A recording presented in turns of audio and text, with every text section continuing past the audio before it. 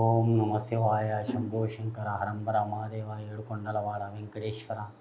Yeah Lakshmi Narasimhaswamy నీ పాదాల సాక్షిగా అనుకున్న పనుల్లో అదృష్ట రేఖాటంలా మే 1వ తారీఖు నుంచి 30వ తారీఖు వరకు ఎలా ఉంది ఒకసారి ఈ ధనుసు రాశి వారికి ఎలా ఉంది చూద్దాం. దమ్మ ధనుసు రాశి వారికి ఎలా ఉంది చూడు.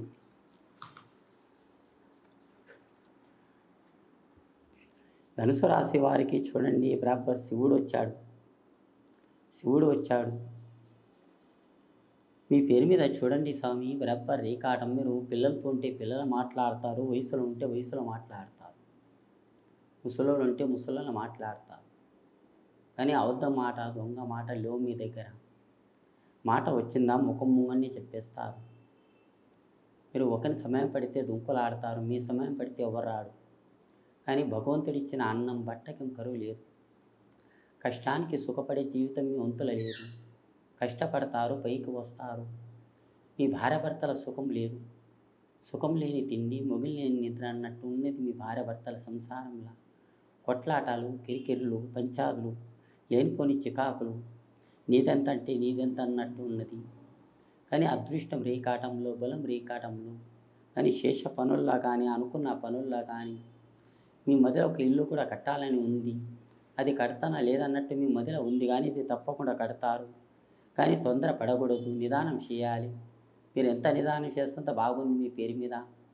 కానీ దోస్తానం కానీ తొడ పుట్టిన వాళ్ళతోటి సుఖపడే జీవితం లేదు. మీ కడుపులో పుట్టిన పిల్లల వల్ల మీ ఇల్లు పైకి వస్తుంది. ఒక పిల్లాడు కూడా తీసుకున్నారు. తీసుకున్న సమయం మంచిగా ఉంది, కానీ చెడు ఏం లేదు. మీ కడుపుల పిల్లల వల్ల మీ ఇల్లు బాగుపడుతుంది. మీ అనుకున్న పనులు మీకు బాగా జరుగుతుంది. కానీ మీరు ఏ పని చేసినా కానీ నంబర్ 1 ఉంది.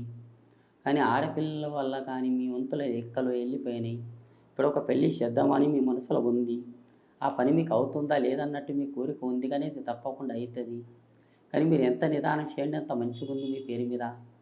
మీకు కష్టం వచ్చినా, సుఖం వచ్చినా, దుఃఖం వచ్చినా కింద భూతల్లి పైన దేవుడి మీదకి ఆ నమ్మకం ఉన్నది. ఆ దేవుని దయ వల్ల మీ అనుకున్న పనులు కూడా మీకు బాగానే జరుగుతాయి.